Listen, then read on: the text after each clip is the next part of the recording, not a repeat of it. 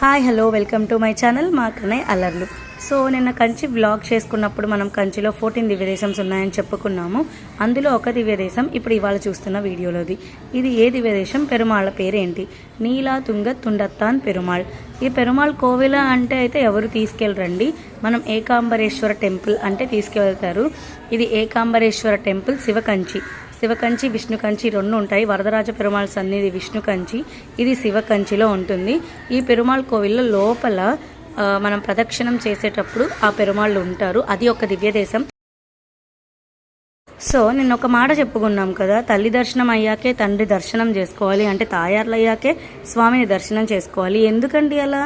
ఎందుకు నేరుగా స్వామి దగ్గరికి వెళ్ళకూడదు అంటే, ఇప్పుడు ఇంట్లో అమ్మ నాన్న ఉంటారు.